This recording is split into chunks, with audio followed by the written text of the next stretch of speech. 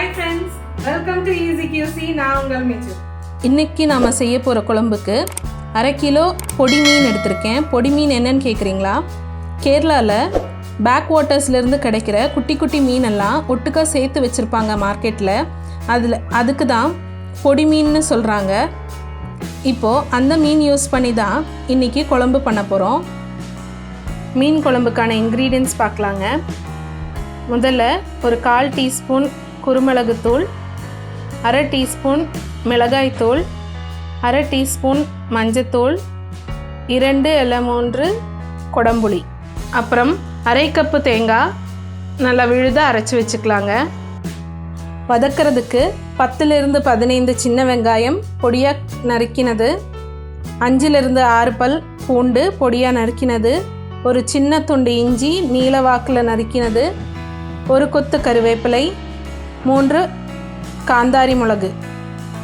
இந்த குழம்புக்கு காந்தாரி மிளகாய் கிடைச்சா ரொம்ப நல்லா இருக்குங்க. கிடைக்கலன்னா நீங்கள் பச்சை மிளகாய் கூட யூஸ் பண்ணிக்கலாம். ஃபஸ்ட்டு நம்ம ஒரு மீன் குழம்புக்கு ஒரு மண்சட்டி ஸ்டவ்வில் வச்சுக்கலாங்க. எப்போவும் மீன் குழம்பு மண்சட்டிலேயே செய்ய பாருங்கள், அதுதான் ரொம்ப ருசி கொடுக்கும். இப்போ சட்டி சூடாயிடுச்சு. இப்போ 2 டேபிள் ஸ்பூன் எண்ணெய் ஊற்றிக்கலாங்க. எண்ணெய் நல்லா சூடாயிடுச்சுங்க. இப்போ நம்ம கட் பண்ணி வச்சுருக்கிற சின்ன வெங்காயம், வெள்ளைப்பூண்டு, இஞ்சி, கருவேப்பிலை, பச்சை மிளகாயை சேர்த்து நல்லா வதக்கலாங்க.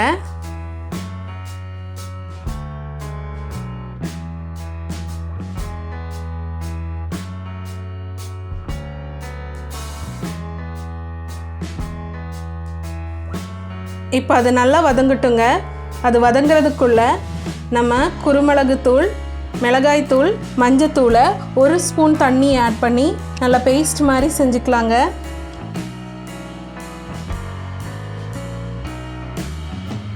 ஒரு சின்ன டிப் சொல்கிறேங்க. வெங்காயம் பூண்டு வதங்கி வர்றதுக்கு நீங்கள் ஆயில் யூஸ் பண்ணுறதா இருந்தால் ஒரு 1/2 டீஸ்பூன் தேங்காய் எண்ணெய் அது கூட ஆட் பண்ணுங்கள். அப்போது எண்ணெயோட நுரை வெங்காயத்துக்கு மேலேயெல்லாம் வந்து வெங்காயம் சீக்கிரமாக வதங்கி கிடச்சிருங்க.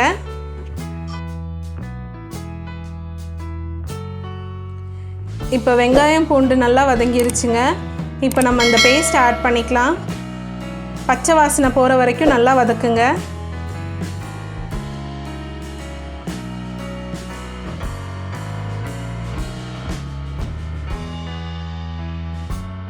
இப்போ பச்சை வாசனையெல்லாம் போயிடுச்சுங்க. இப்போ அரைச்ச தேங்காயை நம்ம அது கூட சேர்த்திக்கலாம். இப்போ ஒரு 2 நிமிஷத்துக்கு மட்டும் அது சூடாக விட்டுங்க.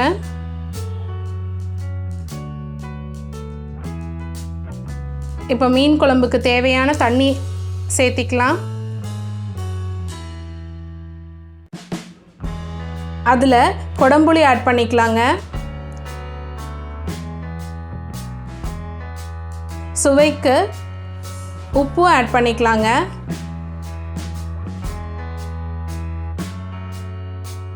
இப்போ மூடி போட்டு கொதிக்க விடலாங்க. இப்போ நம்ம க்ளீன் பண்ணி வச்சுருக்கிற பொடி மீனில் கத்தியால் சின்ன சின்ன கீரல் போட்டுக்கலாங்க.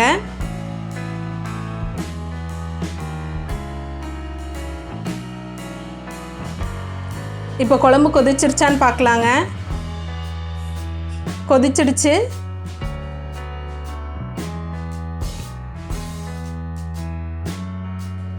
இப்போ நம்ம கீறி வச்ச மீனெல்லாம் அதுக்குள்ளே போட்டுக்கலாங்க. இப்போ மீன் போட்டு கொதி வந்ததும் சிம்மில் வச்சு ஒரு மூடி போட்டு வேக வைங்க, ஒரு 10 நிமிஷம் போல்.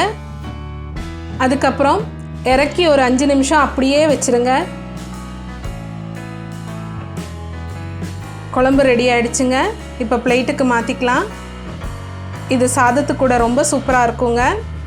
இந்த ரெசிபியை ட்ரை பண்ணி எப்படி இருக்குன்னு சொல்லுங்கள் ஃப்ரெண்ட்ஸ். பிடிச்சிருந்தா சப்ஸ்கிரைப், லைக் அண்ட் கமெண்ட் பண்ணுங்கள்.